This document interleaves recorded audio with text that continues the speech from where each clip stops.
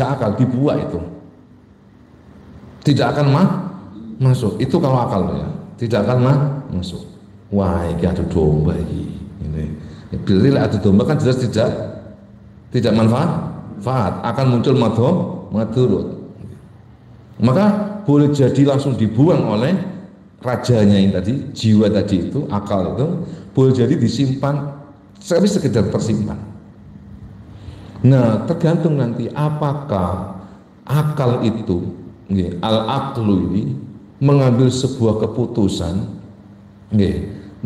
keputusan yang diambil adalah bahwa ini adalah adu domba dan saya tidak perlu membalasnya. Itu kebijakannya. Bahwa agama saya melarang saya untuk membalas. Dia ngerasani saya, dari kemudian orang kedua datang kepada saya bahwa saya dirasani orang lain, lalu kemudian saya ngajak Mas Sofi misalnya rasan dia, atau saya memanfaatkan pembawa berita tadi itu untuk ajak rasan, berarti saya membalas rasan dengan rasan dengan gibah juga. Berarti sebenarnya yang bekerja bukan akal itu, tetapi ghadab. Tidak lagi akal, karena akal itu sifatnya dia akan memfilter. Ya, ketika ditangkap oleh telinga, ya telinga masuk ke bagian depan, ya ibaratnya bagian disimpan di bagian depan, dari bagian ke tengah, kemana ini? Ke akal tadi, mufakkirah, direnungkan, dipikirkan. Setelah itu kemudian diletakkan di belakang. Untuk apa? Sewaktu-waktu diambil kebijakan itu diambil dari belakang ini. Maka jika kemudian akal setelah memilih, memilah, merenungkan, mencermati, mengamati bahwa ini adalah adu domba, berarti madhorun, berbahaya, akhirnya dia diam. Diamnya seseorang itu berdasar dari pemikirannya, bukan dendam. Sikap diam, tidak membalas, itu adalah amal dari kerja akal tadi. Tapi seandainya yang kerja bukan akal, maka ghadab bisa jadi bekerja. Kalau ghadab begini, dari informasi indrawi tadi itu ditangkap oleh al-ba'isah, daya pendorong, di mana daya pendorongnya itu ada dua, ya, ada mukharrika dan mudrika. Akhirnya yang mudrika itu ada dua, ada syahwaniyah, ada ghadabiyah. Akhirnya berhenti di ghadabiyah atau syahwaniyah, yang kemudian akhirnya syahwaniyah atau ghadabiyah itu menyuruh lisan ini untuk membalas. Karena ghadabiyah itu sifatnya dia ada bertahan, nggak mau diganggu. Berarti itu bukan kerja akal, murni bukan kerja akal. Karena akal itu kerjanya mempertimbangkan, merenungkan. Ya, gitu. Jadi jangankan ke al-mufakkir, kepada sohibul barid saja, ke khoyali saja. Kita itu kan ketika dapat informasi tadi kan mengkhoyalkan, merenungkan, mengkhoyalkan tadi itu. Dalam fase mengkhoyalkan itu sudah ada fase memilih dan memilah misalnya. Coba sampai tinggal itu. Fayaltaqitu kullu wahidin al-khabar. Maka khoyal kita itu, daya khayal kita itu sudah mampu mengambil kullu wahid al-khabar, ya, mampu mengambil, baru kemudian setelah itu yuskitu mayarahu, sudah mampu membuang informasi yang tidak berguna, ya, sudah mampu.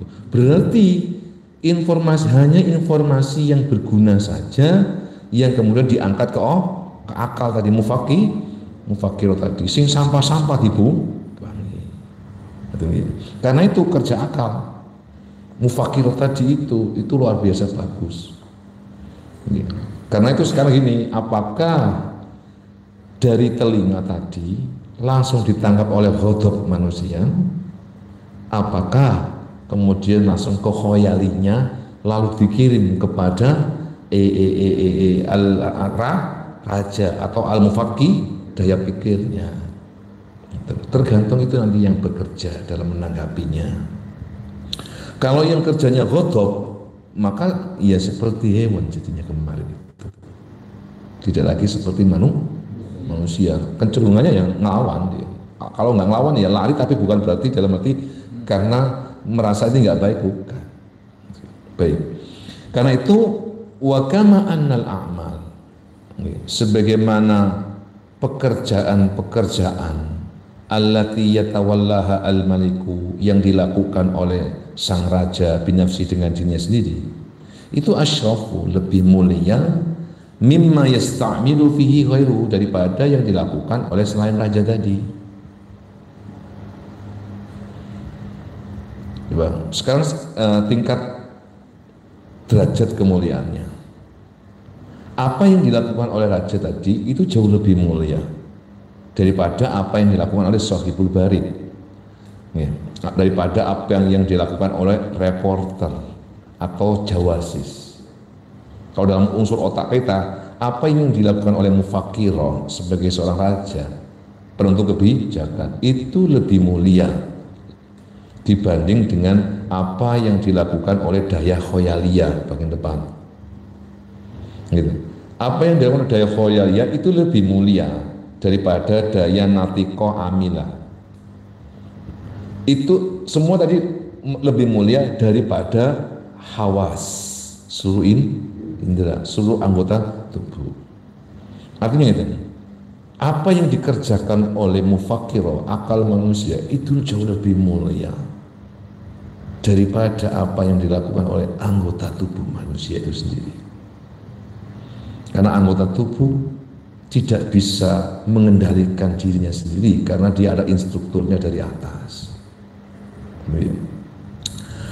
Karena itu kemudian beliau mengatakan fakadzalika ma yatawallahu ma tatawallahu an-nafs, demikian juga jiwa kita ini, ya, allati hiya al-maliku al-haqiqiyatu, dialah raja yang sejati itu, raja yang sebenarnya itu, di mana jiwa ini adalah raja yang sebenarnya. Tentunya kan jiwa yang dimaksud adalah al-aqlu an-nazari itu. Cuma Al-Ghazali supaya memahami kita tidak sampai ke al-aqlu an-nazari sebenarnya ini, masih di bawah itu untuk memudahkan. Karena itu pakai istilah mufakiro tadi. Dia adalah raja yang sebenarnya. Dia akan bekerja biwasitatil fikri. Dia bekerja berdasar kepada apa ya, dengan menggunakan pemikiran. Jadi kerjanya jiwa kita itu taubahnya seperti raja, di mana cara kerja dia itu dengan menggunakan apa, pemikiran. Nah, di antara pemikiran itu dalam bentuk apa, minar rawiyati, merenungkan. Jadi pemikiran itu wujudnya diantaranya adalah merenungkan, ya, wal i'tibar, mempertimbangkan, wal qiyas, menganalogikan, menganalisis, wal firasati, ya, apa ya, itu apa, kecerdasan, melibatkan kecerdasan, wastinbatil majhuli, dia kerjanya itu dengan apa, menggali apa-apa yang belum diketahui, biu tawassutil maklumi, dengan menggunakan apa-apa yang sudah diketahui.